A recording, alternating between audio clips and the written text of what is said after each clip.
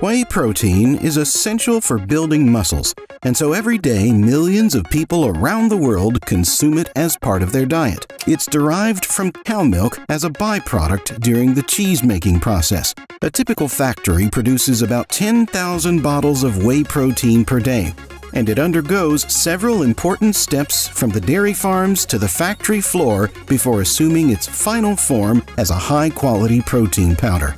But what are these steps, and more importantly, how is whey protein made? The history of whey is closely intertwined with that of cheese, since they both come from milk.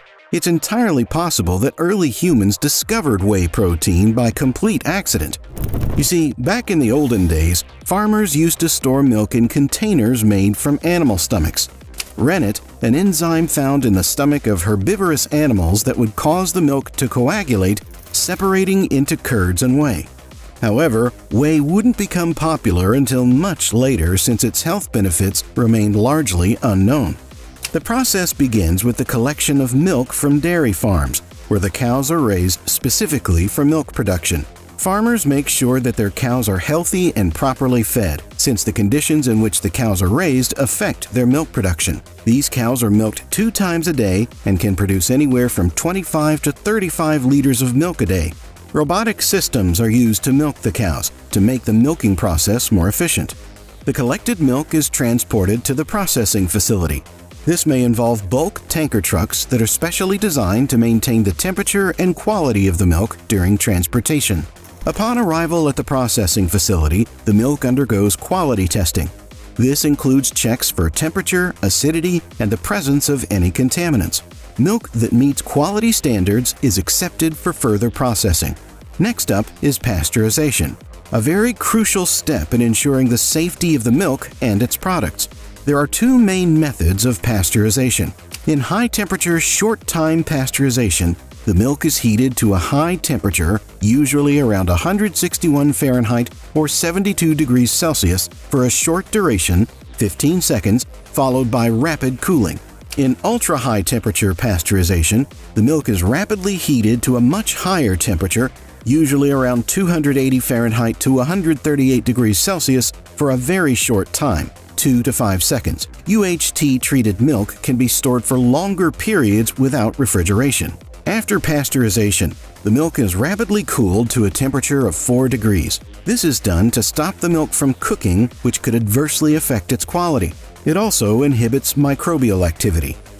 The first step in the actual whey protein production is curdling the milk. This is typically achieved through the addition of rennet, an enzyme complex containing chymosin. Rennet helps coagulate the milk proteins, separating them into solid curds and liquid whey. The process takes place in huge industrial vats. Mechanical stirrers and agitators ensure uniform mixing of the milk and the added rennet. The coagulated milk is then separated into solid curds and liquid whey. The curds are used to make cheese, while the liquid whey contains water, lactose, minerals, and proteins. The separated whey undergoes pasteurization again to eliminate any remaining bacteria or microorganisms. This helps ensure the safety and quality of the final whey protein product. Now it's time to concentrate and isolate the protein in whey. The 2 main methods to achieve this are the membrane filtration and ion exchange technology. Membrane filtration is a cold temperature separation process that uses porous membranes. Due to their different pore sizes, membranes are capable of eliminating bacteria, defatting the whey, allowing the pass-through of carbohydrates and minerals, and retaining whey production. Ion exchange is a process that selectively isolates specific protein components. The raw whey is sent through a column that collects the proteins and separates them based on differences in their net charge.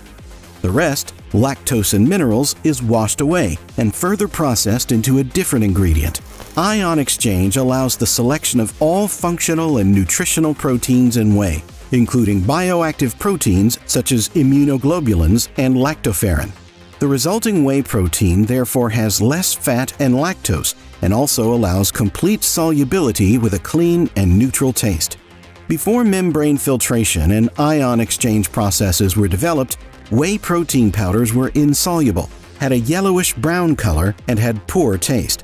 It was only after these processes were invented that whey protein acquired the taste and appearance we are familiar with.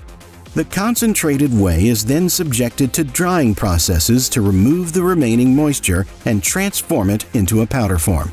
In spray drying, the concentrated liquid whey is first fed into a chamber where it is atomized, meaning it is broken down into small droplets. This is typically achieved by spraying the liquid through a nozzle. The droplets are then introduced into a drying chamber. Hot air is simultaneously blown into the chamber, causing the water content in the droplets to evaporate rapidly.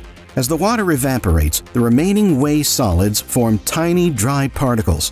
These particles fall to the bottom of the chamber, and the dried powder is collected. The size of the powder particles can be controlled by adjusting the parameters of the spray drying process. The dried whey protein is then transferred to a mixing facility where it is first weighed, along with other flavorings and sweeteners which are added to enhance the taste and nutritional profile.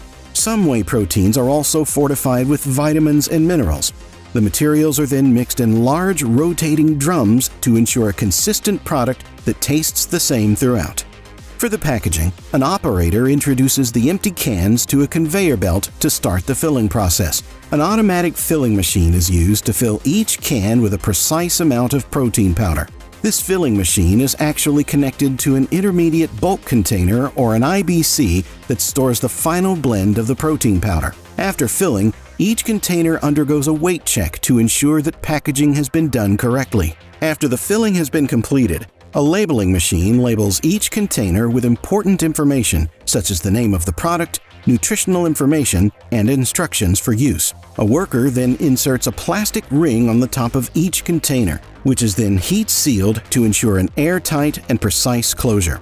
The containers are then stored in large totes ready for distribution. Before the containers are sent off around the globe, a team of experts tests each batch to make sure the quality standards are being met. These experts conduct a taste test and compare it to the gold standard.